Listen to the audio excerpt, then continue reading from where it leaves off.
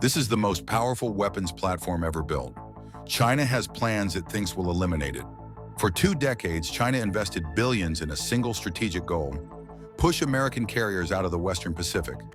The DF-26, nicknamed the Guam Killer. Range, 2,200 miles. Beijing's propaganda claimed these weapons made U.S. carriers obsolete, forced them so far offshore they become irrelevant to any conflict over Taiwan or the South China Sea. The Western Pacific, from China's coast to the Philippine Sea, this is where the strategic mathematics gets complicated. Distance becomes the weapon. China's carrier killers create an impossible dilemma. Keep the carrier at 1,000 miles to avoid the DF-21, and your fighters can't reach the target. Move closer, and the carriers become the target themselves. The F-35C Lightning II, America's carrier-based stealth fighter, 5th-generation sensors, advanced weapons integration. It's the most capable carrier aircraft ever built, but it has one critical limitation: range. Combat radius, the distance it can fly, complete its mission, and return to the ship, is 600 nautical miles. That's the round-trip calculation. Launch from the carrier, fly 600 miles, strike the target, return. For operations against China, that 600-mile radius creates a problem the Navy had to solve.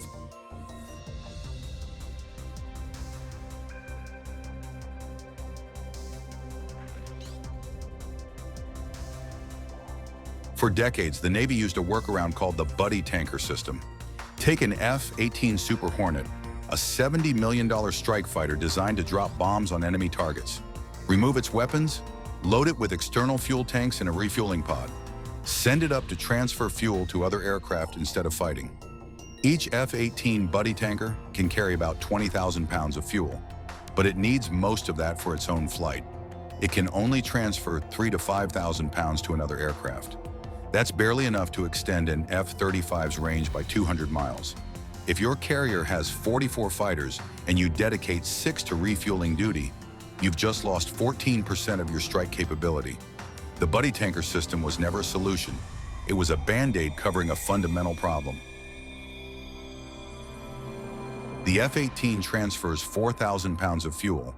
The MQ-25 Stingray delivers 4 times that, about 15,000 pounds of fuel.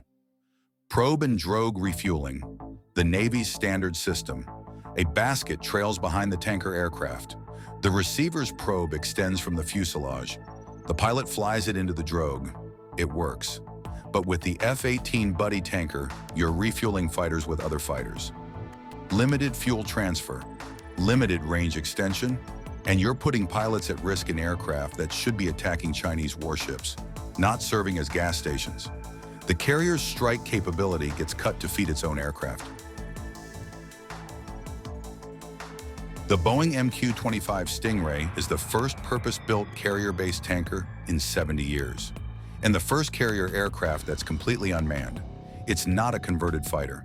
It's a dedicated aerial refueling platform designed from the ground up for one mission: extend the range of every aircraft on the carrier. Powered by a single Rolls-Royce turbofan, it carries 20,000 pounds of fuel and can transfer 15,000 pounds to receiver aircraft at ranges exceeding 500 nautical miles from the ship. No pilot, no crew, just an autonomous tanker that does one job better than any manned alternative. First test flight was 2019 and is projected to be deployed in 2026.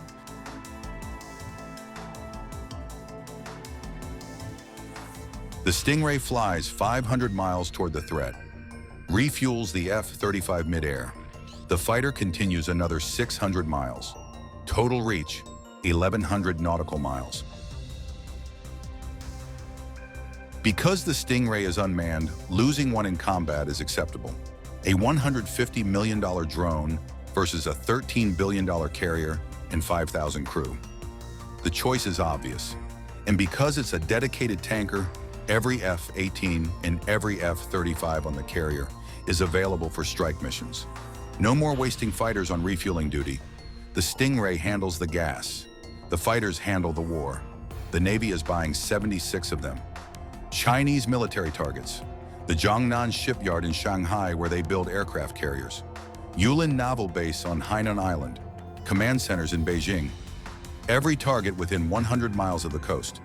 The F-35 carries weapons internally for stealth or externally for maximum payload. GBU-31 GPS-guided bombs, AIM-120 air-to-air missiles, and the weapon that changes the entire strategic calculation, the AGM-158 long-range anti-ship missile. Position the carrier 1,500 nautical miles from the Chinese coast. Launch the Stingray drone. It flies 500 miles toward China. Refuels the F-35. The fighter continues 600 miles further, now just 400 miles from the coast. At 400 miles out, the F-35 launches its weapons. Current LRASM range, 300 nautical miles. Future versions will have a range of 600 miles. This is a new stealth cruise missile. Low observable design, autonomous targeting using AI and infrared sensors. Jam resistant, it doesn't need GPS, sea-skimming flight profile, 1,000-pound penetrating warhead. It finds Chinese warships and sinks them. Launch from outside air defense range. It flies low over the water, 10 feet above the surface, using passive sensors to hunt for targets. It compares radar emissions and infrared signatures against its threat library. Identifies the high-value target, a Chinese destroyer or an aircraft carrier or landing ship. The missile adjusts course automatically, strikes the ship below the waterline where the warhead does maximum damage. The F-35 never enters defended airspace. China must defend every target simultaneously, track the carrier 1,500 miles away, stop unmanned tankers, intercept stealth fighters, shoot down autonomous missiles. The DF-26, China's planned answer to American carriers. It's a mobile ballistic missile. Range, 2,200 miles. Launch from deep inside China. The missile climbs into space, separates from its booster, re-enters the atmosphere at hypersonic speed. Beijing claims it can hit a moving carrier. They're counting on it. Hitting a moving carrier at 1,500 miles requires real-time satellite tracking. Over-the-horizon radar and data links updating the missile in flight. The carrier moves 6 miles during the DF-26's flight time. The addition of Stingray refuel drones completely changes China's carrier-killer missile strategy. American carriers will be able to operate from 2,000 miles offshore. Unmanned tankers effectively double the range of fighters from the carriers. Stealth missiles strike from 600 miles beyond that. Total envelope, around 2,500 miles from the carrier to target impact. Every Chinese military installation is vulnerable. China spent 2 decades building carrier-killer missiles. Billions of dollars. A strategy designed to push American power out of the Western Pacific and sink U.S. carriers. One unmanned refueling drone changes that. The carrier doesn't need to get close to China. It strikes from 2,000 miles away. The fighters never enter defended airspace.